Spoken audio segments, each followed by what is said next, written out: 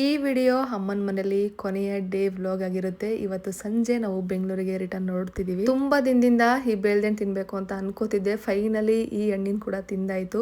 And ಇವತ್ತಿನ ಮಧ್ಯಾಹ್ನದ ಊಟಕ್ಕೆ ತರಕಾರಿ ಸಾಂಬಾರ್ ಅಂಡ್ ರೈಸ್ ನ ಮಾಡಿದ್ರು. ಊಟ ಮಾಡಿ ಫ್ರೆಶ್ ಅಪ್ ಆಗಿ ನನ್ನ ಲಗೇಜ್ ಎಲ್ಲ ಪ್ಯಾಕ್ ಮಾಡ್ಕೊಂಡು ರಂಜಿತ್ ಬರ್ತೀನಿ ಅಂತ ಹೇಳಿದ್ರು. ವೆಯ್ಟ್ ಮಾಡ್ತಾ ಇದ್ದೆ. ಚಕ್ಲಿ ನಿಪ್ಪಟ್ಟಿಗೆ ಎಳ್ಳು ಹಾಕಿರ್ತಾರೆ ಅಂತ ಆಲ್ಮೋಸ್ಟ್ ಪ್ರೆಗ್ನೆನ್ಸಿ ಕನ್ಫರ್ಮ್ ಆದಾಗಿಂದ ತಿಂದೇ ಇರಲಿಲ್ಲ. ಅದಕ್ಕೆ ಎಳ್ಳು ಹಾಕ್ದಂಗೆ ಅಮ್ಮ ಚಕ್ಲಿನ ಮಾಡ್ಕೊಡ್ತೀನಿ ಮೈಲ್ಡಾಗೆ, ತಗೊಂಡೋಗು ನಿನಗೆ ಬೇಜಾರಾದಾಗ ತಿನ್ಬೋದು ಅಂತ ಅಂದ್ಬಿಟ್ಟು ಅದನ್ನು ಕೂಡ ಮಾಡಿಕೊಟ್ರು. ಸ್ವಲ್ಪ ತುಪ್ಪ ಕೂಡ ಇತ್ತು, ಅದನ್ನು ಕೂಡ ಪ್ಯಾಕ್ ಮಾಡಿಕೊಟ್ರು. ನಾವು ಸುಮಾರು 10 ಗಂಟೆ ಆಗಿತ್ತು ಊರಲ್ಲಿ ಹೊರಟಾಗೆ. ಹೋಗ್ತಾ ಅಂದಿವೆ ರಂಜಿತ್ ಡಿನ್ನರ್ ಮಾಡಿಲ್ಲ ಅಂತ. ಡಿನ್ನರ್ ಮಾಡಿಕೊಂಡು ಬೆಂಗಳೂರಿಗೆ ತಲುಪೋ ಅಷ್ಟರಲ್ಲಿ ಮಿಡ್ ನೈಟ್ ಆಗೋಗಿತ್ತು.